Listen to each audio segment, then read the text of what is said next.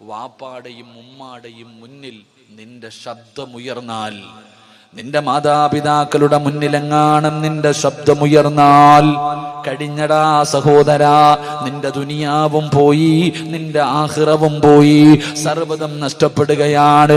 എൻ്റെ പ്രിയപ്പെട്ടവരെ, നബി സല്ലല്ലാഹു അലൈഹി വസല്ലമ തങ്ങൾ അവിടെന്ന് പറഞ്ഞു, സ്വഹാബാ,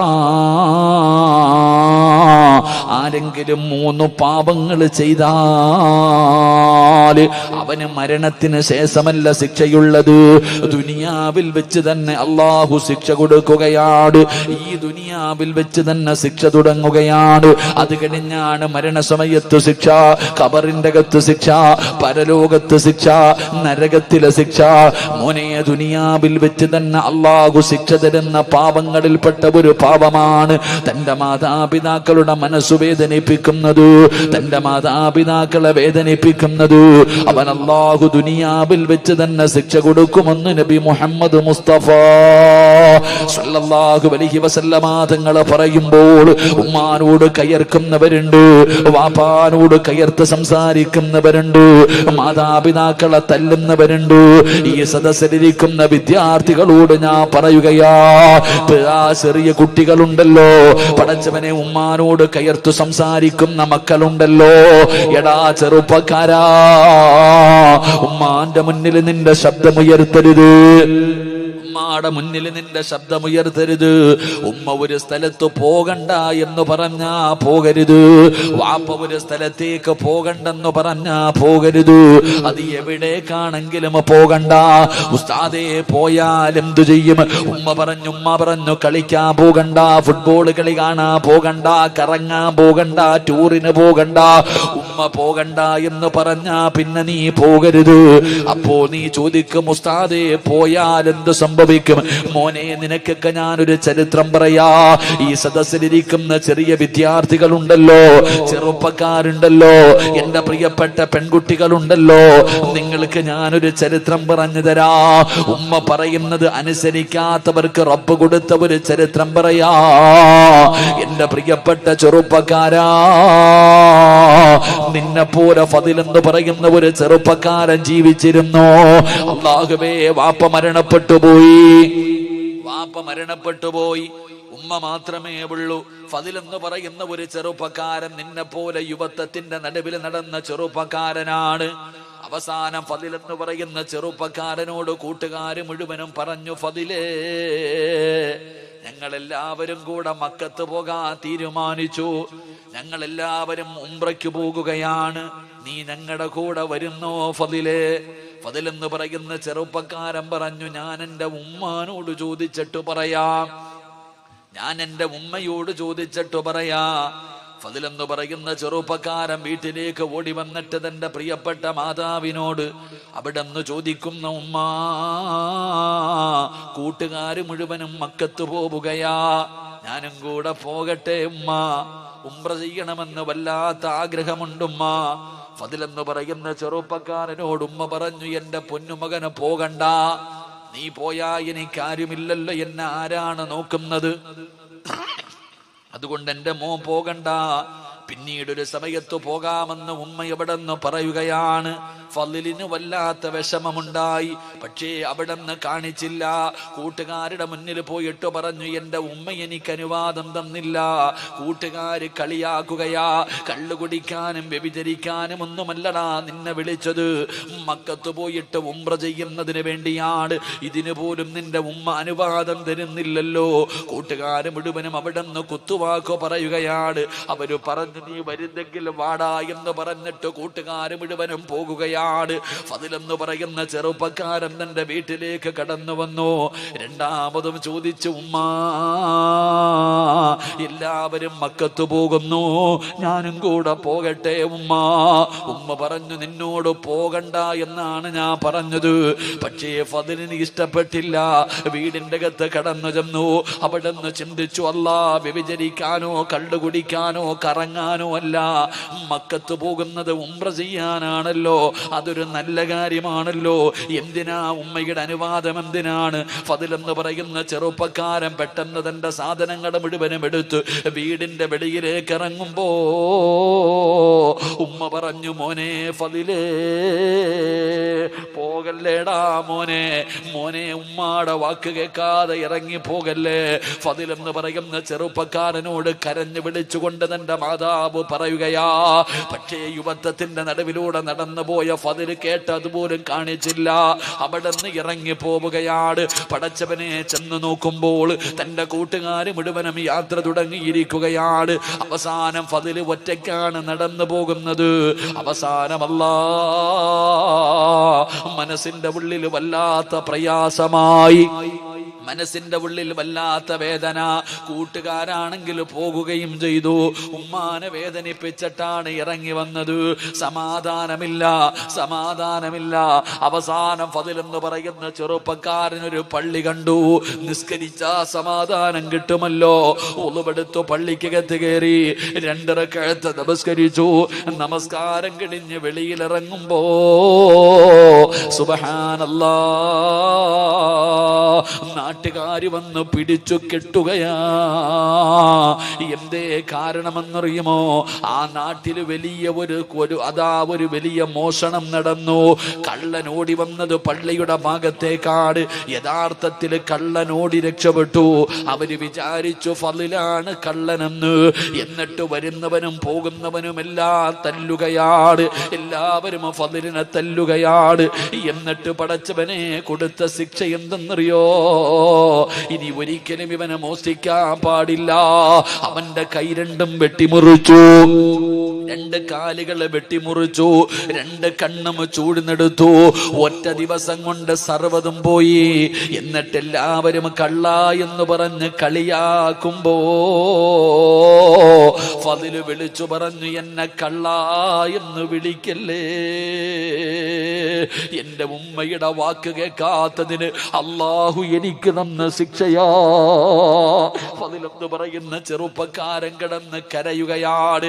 അവസാനം കൈയില്ലാതെ കാലില്ലാതെ കണ്ണില്ലാതെ ഫദിലിനെ കൊണ്ടുവന്ന് തെരുവിൽ വലിച്ചെറിഞ്ഞിരിക്കുകയാണ്. അവസാനം അവിടെ കിടന്ന് രക്തത്തിൽ കിടന്ന് കുളിച്ചുകൊണ്ട് നിലവിളിക്കുകയാണ്, അല്ലാഹുവേ, എന്റെ ദുനിയാവും ആഖിറവും പോയല്ലോ അല്ലാ.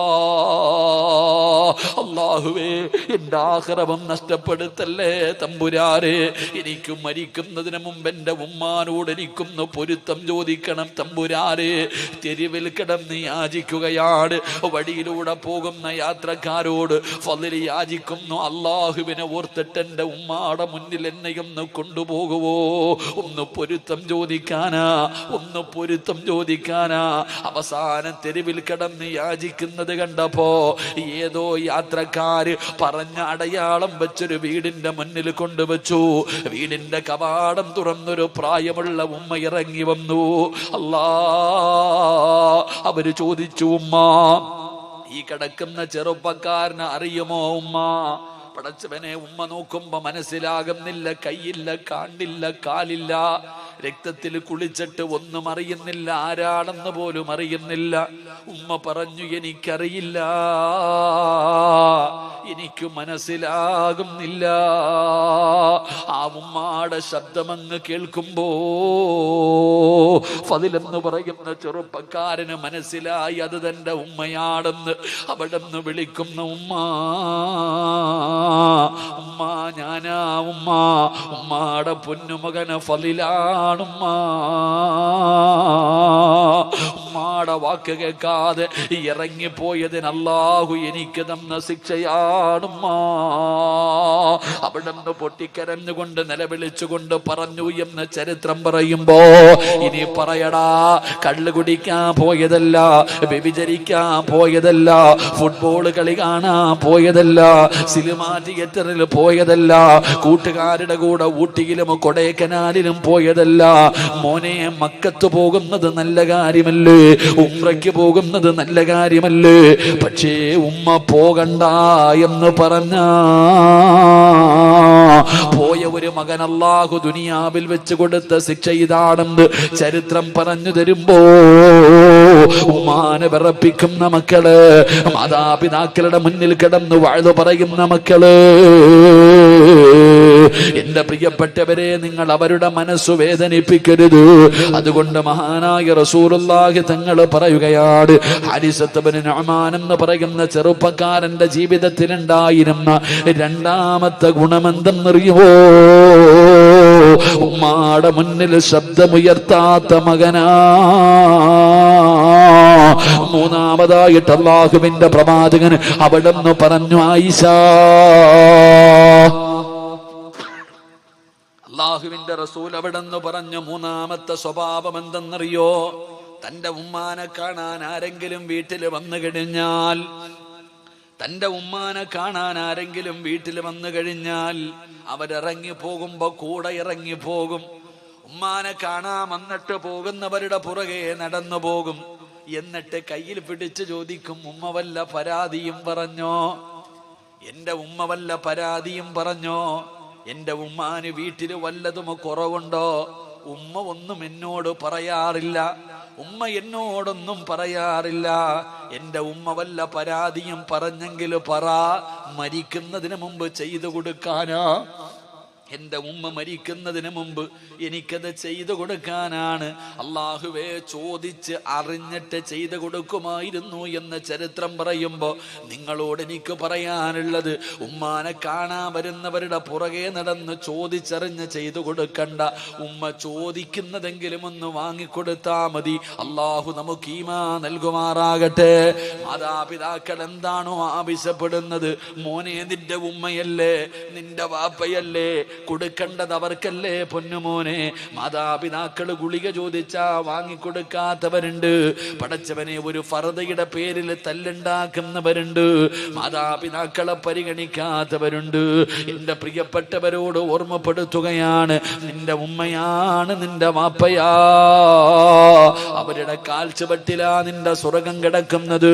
അള്ളാഹുവിന്റെ പ്രവാചകൻ സ്വല്ലല്ലാഹു അലൈഹി വസല്ലമ തങ്ങളോട് ഒരു സഹാബി ചോദിച്ചു, നബിയേ, എനിക്ക് ഏറ്റവും കൂടുതൽ കടമ ആരോടാ നബിയേ?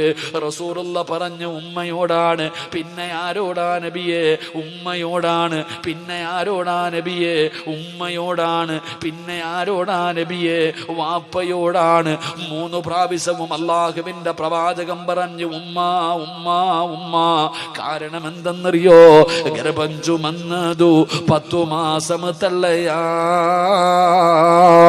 പ്രസവിച്ച വേദന തിന്നതും അവർ തന്നെയാ, പാലൂട്ടി നിന്നെ വളർത്തലും അവരാണ്. ഈ 3 കാര്യം ഉപ്പയിൽ ഒഴിവാണ്. ഗർഭം ചുമന്നതുമ്മയാണ്, നൊന്ത് പ്രസവിച്ചതുമ്മയാണ്, പാല് തന്ന് വളർത്തിയതുമ്മയാണ്. അതുകൊണ്ട് ഈ സദസ്സിൽ നിരന്നിരിക്കുന്ന മക്കളോട് പറയുകയാ, പണക്കാരന്റെ മകളെ കിട്ടിയപ്പോ, തൊലിവെളുപ്പുള്ള ഒരു പെണ്ണിനെ കിട്ടിയപ്പോ പെറ്റ ഉമ്മാനെ കണ്ണുനീര് കുടിപ്പിക്കുന്ന മക്കളുണ്ട്. അവർക്ക് നേരെ ചൊവ്വ ഭക്ഷണം കൊടുക്കാത്തവരുണ്ട്, വസ്ത്രം വാങ്ങിക്കൊടുക്കാത്തവരുണ്ട്, മരുന്ന് വാങ്ങിക്കൊടുക്കാത്തവരുണ്ട്. വീടിന്റെ അകത്ത് കിടന്ന് നരകിക്കുകയാ മാതാപിതാക്കള്. എന്റെ പ്രിയപ്പെട്ടവരെ, എങ്കിൽ അല്ലാഹു നിങ്ങൾക്ക് തരുന്ന ശിക്ഷ എന്തെന്നറിയുമോ? മാതാപിതാക്കളുടെ മനസ്സു വേദനിപ്പിക്കുന്ന ഏതെങ്കിലും ഒരു മനുഷ്യനുണ്ടല്ലോ, ഒരു വാക്കുകൊണ്ടെങ്കിലും നിങ്ങൾ ആരെങ്കിലും നിങ്ങളുടെ മാതാപിതാക്കളുടെ മനസ്സു വേദനിപ്പിച്ചിട്ടുണ്ടോ? അല്ലാഹു ഈ ദുനിയാവിൽ വെച്ച് തന്നെ നിനക്ക് 3 ശിക്ഷ തരുമെന്ന് നബി മുഹമ്മദ് മുസ്തഫ സല്ലല്ലാഹു അലൈഹി വസല്ലമ തങ്ങൾ പറയുകയാ. മാതാപിതാക്കളുടെ മനസ്സു വേദനിപ്പിച്ച ഏതെങ്കിലും മക്കള് തല്ലണമെന്നില്ല, ചീത്ത വിളിക്കണമെന്നില്ല, നിന്റെ ഒരു വാക്കുകൊണ്ടെങ്കിലും പെറ്റ തള്ളയെ വേദനിപ്പിച്ചിട്ടുണ്ടോ? ജന്മം നൽകിയ വാപ്പയുടെ മനസ്സിൽ വേദന ഉണ്ടാക്കിയിട്ടുണ്ടോ? മരിക്കുന്നതിന് മുമ്പ് അള്ളാഹു നിനക്ക് 3 ശിക്ഷ തരുമെന്ന് നബി മുഹമ്മദ് മുസ്തഫ സ്വല്ലല്ലാഹു അലൈഹി വസല്ലമ തങ്ങൾ പറയുമ്പോ എന്റെ പ്രിയപ്പെട്ടവരെ ഈ 3 ശിക്ഷ പറഞ്ഞിട്ട് ഞാൻ നിർത്തുകയാണ്. അള്ളാഹു നമുക്ക് ഈമാൻ നൽകി അനുഗ്രഹിക്കുമാറാകട്ടെ. മാതാപിതാക്കളുടെ മനസ്സു വേദനിപ്പിച്ച ഏതെങ്കിലും ഒരു മകനോ മകളോ ഈ സദസ്സിലുണ്ടെങ്കിൽ നീ ഇന്ന് തൗബ ചെയ്തോണം. ഇന്ന് നീ തൗബ ചെയ്തോണം. ഇല്ലെങ്കിൽ മരിക്കുന്നതിന് മുമ്പ് അള്ളാഹു നിനക്ക് ഈ ദുനിയാവി വെച്ച് തന്നെ 3 ശിക്ഷ തരും. അള്ളാഹു കാത്തിരക്ഷിക്കുമാറാകട്ടെ. അള്ളാഹു കാത്തിരക്ഷിക്കുമാറാകട്ടെ. 11 മണിയായപ്പോ നിർത്താറായ ഈ 3 ശിക്ഷ കൂടെ പറയണമെന്നുണ്ട്. നിങ്ങൾ ഇരുന്നാ ഞാൻ പറയാം, ഇല്ലെങ്കിൽ നിർത്താം. എന്ത് വേണം? പറയണോ നിർത്തണോ? പറയണമെന്നുള്ളൊരു കൈവക്കിക്ക്. പൈസ ചോദിക്കുമ്പോ ഇതുപോലെ പൊക്കൂലേ? അള്ളാഹു ഈമാൻ തരുമാറാകട്ടെ. എൻ്റെ പ്രിയമുള്ള സഹോദരങ്ങളെ, അള്ളാഹുവിൻ്റെ പ്രവാചകൻ നബി മുഹമ്മദ് മുസ്തഫ സല്ലല്ലാഹു അലൈഹി വസല്ലമ തങ്ങൾ പറഞ്ഞു, ഉമ്മാനെ വേദനിപ്പിക്കുന്ന, വാപ്പയെ വേദനിപ്പിക്കുന്ന ആരെങ്കിലും ഈ സദസ്സിലുണ്ടെങ്കിൽ അള്ളാഹു നിനക്ക് തരുന്ന 1ാമത്തെ ശിക്ഷ, നിന്റെ ആയുസ് അള്ളാഹു വെട്ടിച്ചുരുക്കുമെന്ന് നബിയിനാ റസൂലുള്ളാഹി. എടാ, ഉമ്മാനെയും വാപ്പാനെയും വേദനിപ്പിച്ച നീ ഒരുപാട് കാലം ഇവിടെ ഉണ്ടാകില്ല. ഉമ്മാനെ വേദനിപ്പിച്ച നീ, വാപ്പയെ വേദനിപ്പിച്ച നീ ഇവിടെ ഒരുപാട് കാലം ഉണ്ടാകില്ലടാ. നിന്റെ ആയുസ് അള്ളാഹു വെട്ടിച്ചുരുക്കുമെന്ന് നബിയിനാ റസൂലുള്ളാഹി. കാരണം നീ പെറ്റ തള്ളയെ കണ്ണുനീര് കുടിപ്പിച്ചവനാ, ഉമ്മാനെ തല്ലിയവനാ, വാപ്പാനെ വേദനിപ്പിച്ചവനാ നീ. നിന്റെ ആയുസ് അള്ളാഹു വെട്ടിച്ചുരുക്കും. കേട്ടോ എല്ലാ സഹോദരിമാരും കേട്ടോ. സ്വന്തം ഭർത്താവിനെ കിട്ടിയപ്പോ നിനക്ക് ഉമ്മായെ വേണ്ട, വാപ്പാനെ വേണ്ട, ഒന്ന് ഫോൺ വിളിക്കാൻ പോലും നിനക്കൊന്നും സമയമില്ലല്ലോ സഹോദരിമാരെന്നാലോചിക്ക്.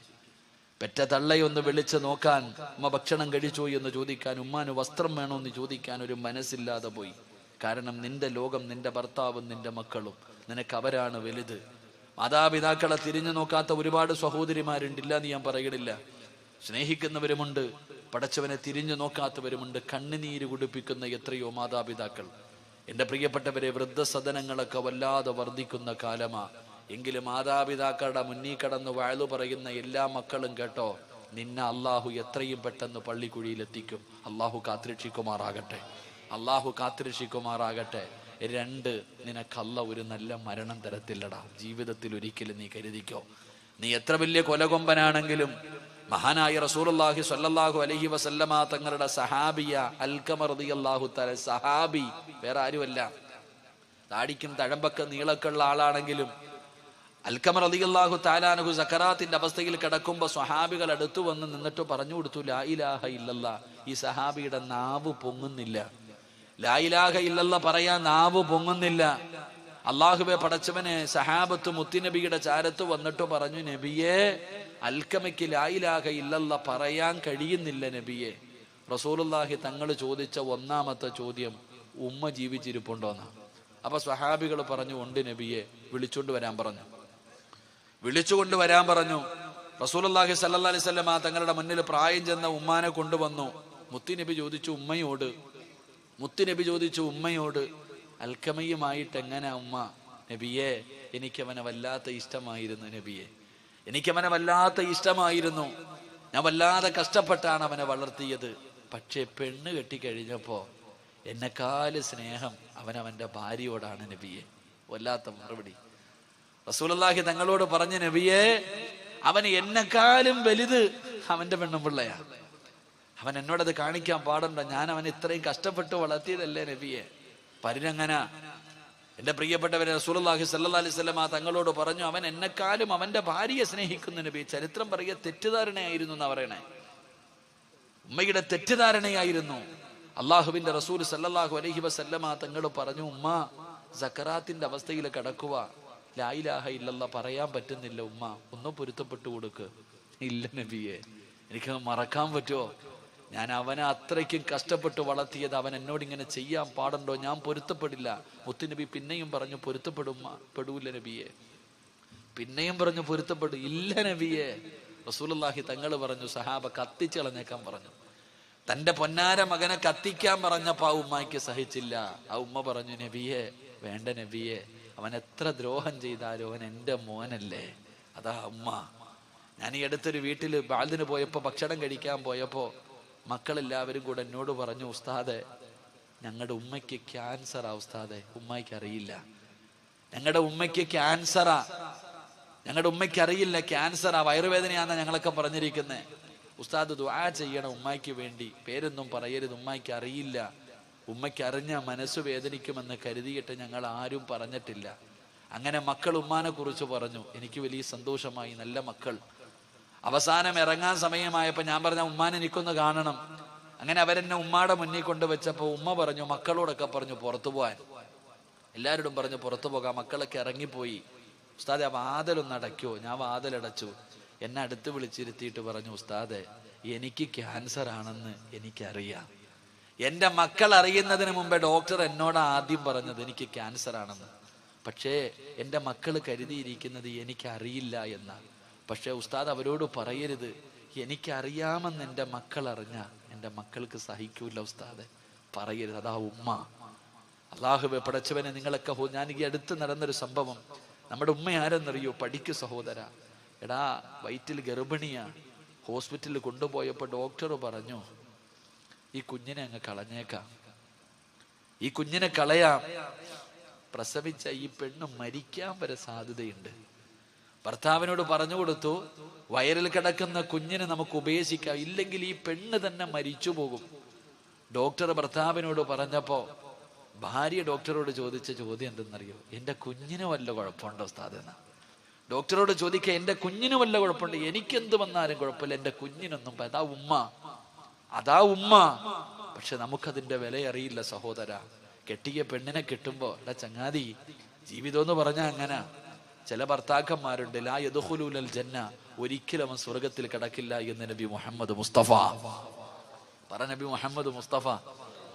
ഈ സദസ്സിൽ ഇരിക്കുന്ന ചില ആണുങ്ങളുണ്ട്, അവൻ ഒരു കാലത്തും അള്ളാന്റെ സ്വർഗത്തിൽ കയറൂല. അള്ളാഹു കാത്തിരക്ഷിക്കുമാറാകട്ടെ, അള്ളാഹു കാത്തിരക്ഷിക്കുമാറാകട്ടെ. ആരാന്ന് പറഞ്ഞിരട്ടെ? ഒരു കാലത്തും സ്വർഗത്തിൽ പോകാത്ത ഒരു ഭർത്താവിന് ഞാൻ പറഞ്ഞിരട്ടെ. വേണോ വേണ്ടേ? വേണോ വേണ്ടേ? നീ പെണ്ണ് കെട്ടിയിട്ടില്ലല്ലോടാ. ഒരിക്കലും സ്വർഗത്തിൽ കിടക്കാത്ത ഒരു ഭർത്താവുണ്ട്. ആരെന്നറിയോ? പെണ്ണും പിള്ളയുടെ വാക്ക് കേൾക്കുന്നവൻ, പെണ്ണും പിള്ളയുടെ ഭാര്യയുടെ അടിമയായി കഴിയുന്ന ഭർത്താവ്, അവൻ ഒരിക്കലും സ്വർഗത്തിൽ കയറില്ലെന്ന് നബി മുഹമ്മദ് മുസ്തഫ. എൻ്റെ പ്രിയപ്പെട്ട സഹോദരങ്ങളെ, സത്യമല്ലേ? ചില ആണുങ്ങളുണ്ട് ഉസ്താദെ, ഒരു സൈഡിൽ ഉമ്മ, ഒരു സൈഡിൽ ഭാര്യ. ആണുങ്ങൾ പെണ്ണുങ്ങളൊക്കെ പ്രസവ വേദനയെ കുറിച്ച് വാഴ്ന്നു പറയും. അതിനേക്കാളും വലിയ വേദനയാണ് ഞങ്ങൾ അനുഭവിക്കും. നിങ്ങൾക്കറിയോ? ചില വീടുകളിൽ പടച്ചവനെ വൈകുന്നേരം ജോലി കഴിഞ്ഞ് കഷ്ടപ്പെട്ട് വീട്ടിലേക്ക് കയറി ചെല്ലുമ്പോ ഉമ്മ, എടാ നിന്റെ പെണ്ണുമ്പിള്ള ഉണ്ടല്ലോടാ, അങ്ങനാടാ ഇങ്ങനാടാ. അള്ളാഹുവേ, ഒരു സൈഡിൽ നിന്ന് ഉമ്മ അങ്ങ് തുടങ്ങും. എന്തെങ്കിലും പറയാൻ പറ്റുമോ? ഉമ്മയല്ലേ, മിണ്ടാതെ നിന്ന് കേൾക്കും. അത് കഴിഞ്ഞിട്ട് എങ്ങനെയെങ്കിലും ചോറ് ഉണ്ണാതെ ബെഡ്റൂമിൽ പോയി കിടക്കാൻ വേണ്ടി അങ്ങോട്ട് കയറുമ്പോ ആമിന അവിടെ നിന്ന് തുടങ്ങും. നിങ്ങളുടെ തള്ളയുണ്ടല്ലോ, അള്ളാഹു അലിച്ചേക്കപ്പ. അവിടെ നിന്ന് അവളങ്ങോട്ട് വാഴ്ന്നു തുടങ്ങും. ഈ പാവപ്പെട്ടവൻ ഇരുന്ന് ഉരുക. പടച്ചനെ എന്താ ചെയ്യാ? ഒരു സൈഡിലെ ശൈത്താനും കടലിൽ നടക്കണം എന്ന് പറയണ പോലെ ചില ഗാനങ്ങൾ.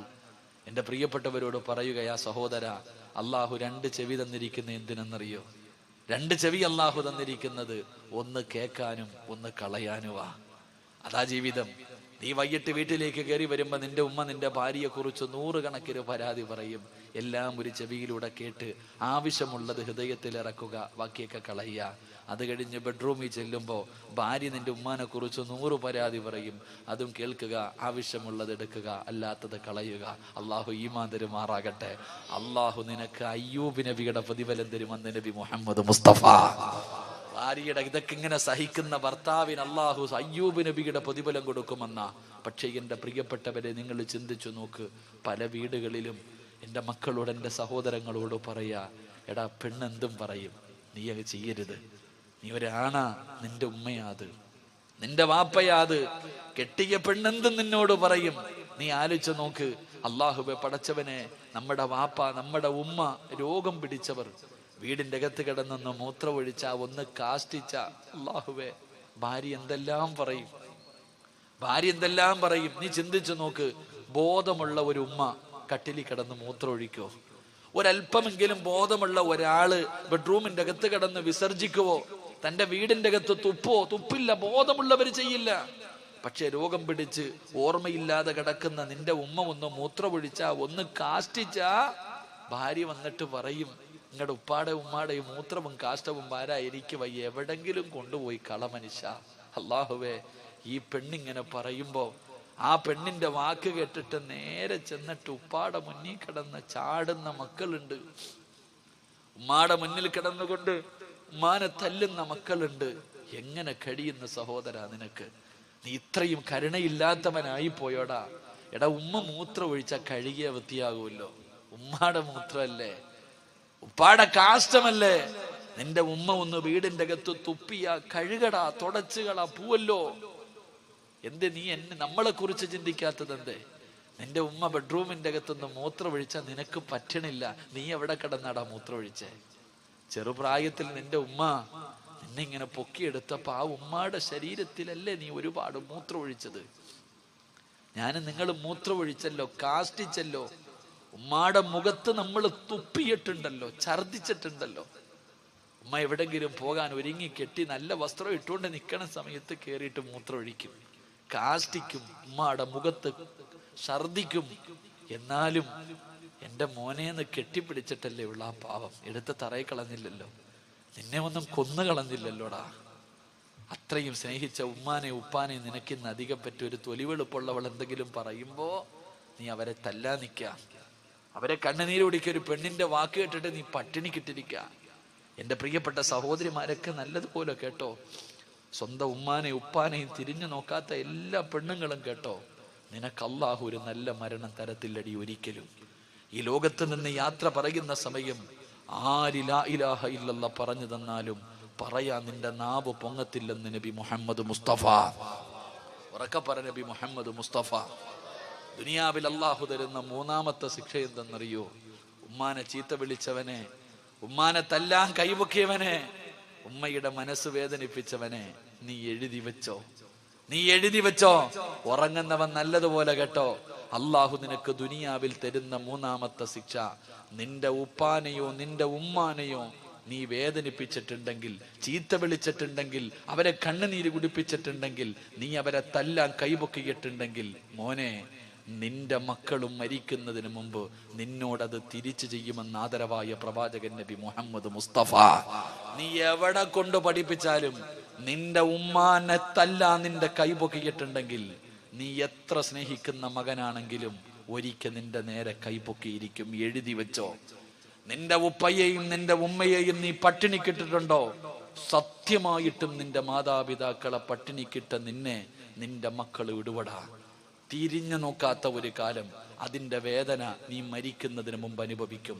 ഇന്ന് ഭർത്താവിനെ കിട്ടിയപ്പോ വീടിന്റെ അകത്ത് കിടന്ന് നിനക്ക് വേണ്ടി ജീവിച്ച നിന്റെ ഉമ്മാനെ നീ തിരിഞ്ഞു നോക്കുന്നില്ല. വളർത്തിക്കോ നിന്റെ മോളെയും. നാളെ നിന്റെ ഗതിയും ഇതാ, നാളെ നിന്റെ ഗതിയും ഇതാ. എന്റെ പ്രിയപ്പെട്ടവരെ, നീ മരിക്കുന്നതിന് മുമ്പ് നിന്റെ മക്കൾ ഇത് നിന്നോട് തിരിച്ചു ചെയ്യും. അപ്പം നിനക്കറിയാം നിന്റെ ഉമ്മയുടെ മനസ്സ് വേദനിച്ചതിന്റെ വേദന നീയും അനുഭവിക്കും. അള്ളാഹു കാത്തിരക്ഷിക്കുമാറാകട്ടെ, അള്ളാഹു കാത്തിരക്ഷിക്കുമാറാകട്ടെ. അള്ളാഹു സുബ്ഹാനഹു വ തആല, അള്ളാഹുവേ, ഞങ്ങളൊക്കെ ഞങ്ങളുടെ ഉമ്മമാരോട് എന്തെങ്കിലും ചെയ്തു പോയിട്ടുണ്ടെങ്കിൽ നീ പൊറുത്തു തരണേ അള്ളാഹുവേ, നീ പൊരുത്തപ്പെട്ട് തരണേ പടച്ചോനെ. ഞങ്ങളുടെ ഉമ്മാടെയും വാപ്പാടെയും പൊരുത്തം നീ ഞങ്ങൾക്ക് നൽകണേ തമ്പുരാനെ. അള്ളാഹു സ്വീകരിക്കുമാറാകട്ടെ. ഞാൻ വെറുതെ പറഞ്ഞതല്ല, ഞാൻ എൻ്റെ അനുഭവം കൊണ്ട് പറഞ്ഞതാ. ഞാൻ എൻ്റെ അനുഭവം കൊണ്ട്, എൻ്റെ ഉമ്മ ഇങ്ങനെ പറയാറുണ്ട്. എൻ്റെ ഭാര്യയോട് ഒരിക്കൽ പറഞ്ഞു, എൻ്റെ ഉപ്പ എന്നെ ചെറുപ്പത്തിൽ എന്തിനോ തല്ലാൻ വന്നു.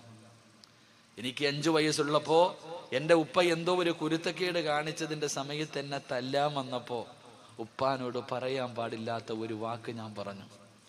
ഞാനന്ന് കൊച്ചുകുട്ടിയ, എൻ്റെ ഉപ്പാനോട് പറയാൻ പാടില്ലാത്ത ഒരു വാക്ക് ഞാൻ പറഞ്ഞു. എൻ്റെ പ്രിയപ്പെട്ടവരെ, എൻ്റെ മോൻ സിനാൻ, അള്ളാഹുവിനെ സാലിഹായ സന്താനങ്ങളിൽ പെടുത്തുമാറാകട്ടെ. അവൻ 5 വയസ്സായി.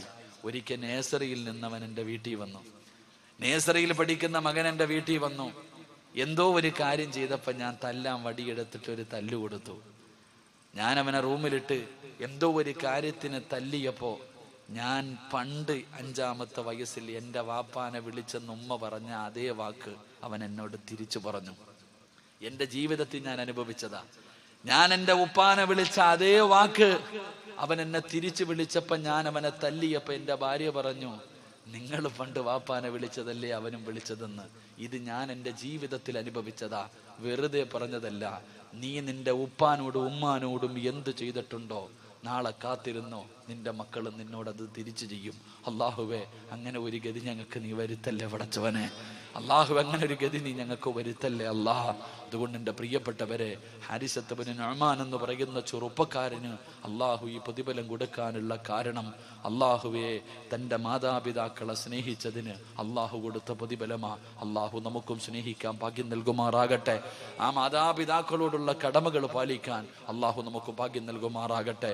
അതുകൊണ്ട് എൻ്റെ പ്രിയമുള്ളവരെ, ഞാൻ നിർത്തുകയാ. എൻ്റെ പ്രിയപ്പെട്ടവരെ, എല്ലാവർക്കും അറിയാം, ഒരു 4 സെന്റ് വസ്തു ഒരു പാവപ്പെട്ട മനുഷ്യൻ സദക്ക കൊടുത്തു. അൽഹംദുലില്ലാ, അതിൻ്റെ മുകളിൽ ഒരു ചെറിയ പള്ളി കെട്ടി.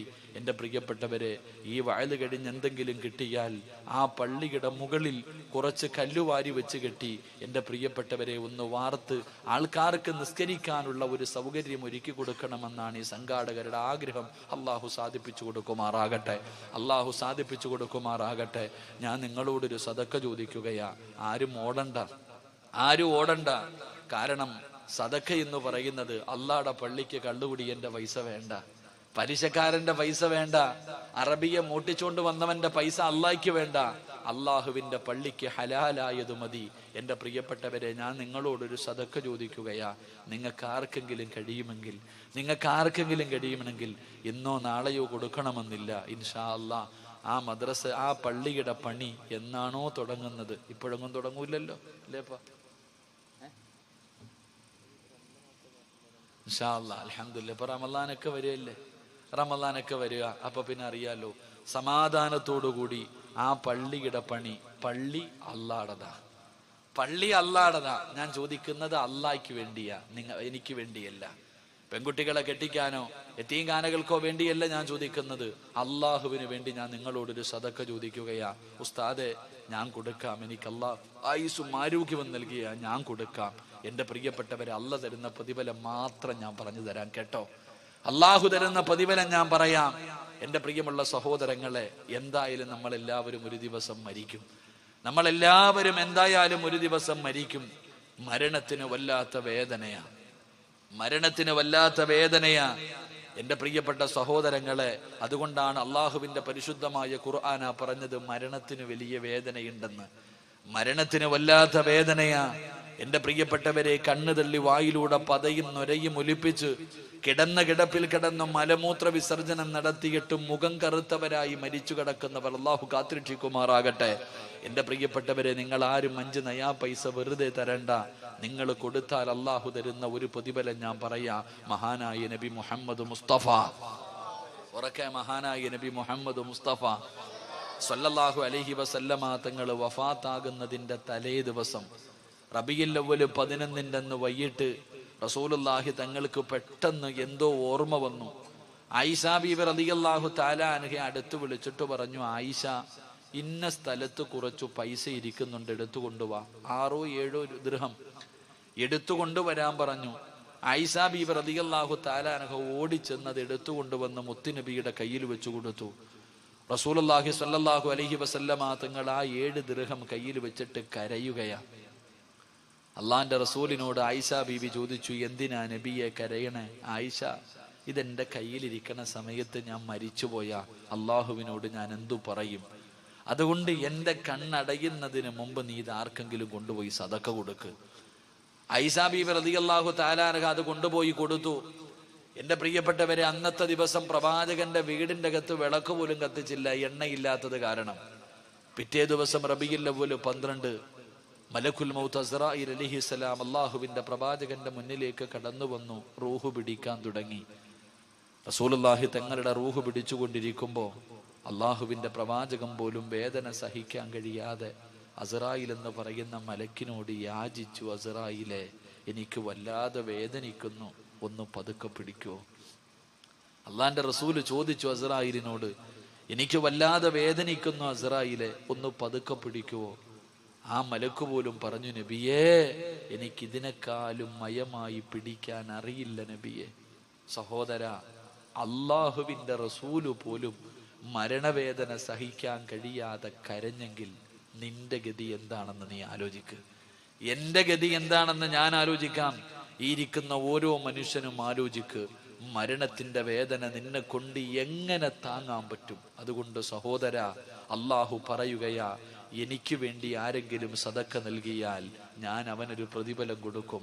അവൻ മരിക്കുന്ന സമയത്ത് വഅബ്ശിറൂ ബിൽ ജന്ന, അള്ളാഹു നിനക്ക് സ്വർഗം കാണിച്ചു തരുമെന്ന് ആദരവായ പ്രവാചകൻ നബി മുഹമ്മദ് മുസ്തഫ ഈ ലോകത്ത് നിന്ന് യാത്ര പറയുന്ന സമയം നീ അള്ളാഹുവിന്റെ സ്വർഗം നിന്റെ കണ്ണുകൊണ്ട് കാണും. വാപ്പാ, ഈ പള്ളിക്ക് കൊടുത്തതിന്, ഈ പള്ളിക്ക് ഒരു ചാക്ക് സിമന്റ് വാങ്ങിക്കൊടുത്തത്, ഈ പള്ളിക്ക് ഒരു കട്ട വാങ്ങിക്കൊടുത്തതിന്റെ പ്രതിഫലം നീ മരിക്കുന്ന സമയത്ത് കാണും. 2, ഈ പള്ളി നിന്നെ മറക്കൂല. ലോകത്തുള്ള സർവ്വ പള്ളികളും നാളെ സ്വർഗത്തിലാ. പള്ളിയെ സഹായിച്ചവനെ പള്ളി സ്വർഗത്തിൽ കൊണ്ടുപോകുമെന്ന് ആദരവായ പ്രവാചകൻ നബി മുഹമ്മദ് മുസ്തഫ സല്ലല്ലാഹു അലൈഹി വസല്ലം. അള്ളാഹു ഈമാൻ തരുമാറാകട്ടെ. ഞാൻ അള്ളാഹിക്ക് വേണ്ടി നിങ്ങളോട് ചോദിക്കുകയാ, നിങ്ങൾ 10,000-വോ 25,000-വോ 50,000-വോ തരണമെന്ന് ഞാൻ പറയുന്നില്ല. ഉസ്താദെ, ഇൻഷാ അല്ലാ ഈ പള്ളിയുടെ പണി തുടങ്ങുന്ന സമയം അള്ളാഹു എൻ്റെ കയ്യിൽ നൽകിയാൽ ഇൻഷാ അല്ലാ ആഫിയത്തും ആരോഗ്യവും എനിക്കുണ്ടെങ്കിൽ ഇൻഷാ അല്ലാ ഈ പള്ളിക്ക് വേണ്ടി ഞാനൊരു സദഖ കൊടുക്കും. അള്ളാഹു ഭാഗ്യം തരുമാറാകട്ടെ, അള്ളാഹു ഭാഗ്യം തരുമാറാകട്ടെ. അതുകൊണ്ട് എനിക്കറിയില്ല, അള്ളാഹിനെ ഏൽപ്പിക്കുകയാ. ഈ ഇരിക്കുന്നവരിൽ സ്വർഗത്തിന്റെ അവകാശി അള്ളാഹിക്കറിയാം. അല്ല തന്നെ തെരഞ്ഞെടുക്കട്ടെ. നിങ്ങൾ പറ 3 സ്വലാത്ത്. സ്വല്ലല്ലാഹു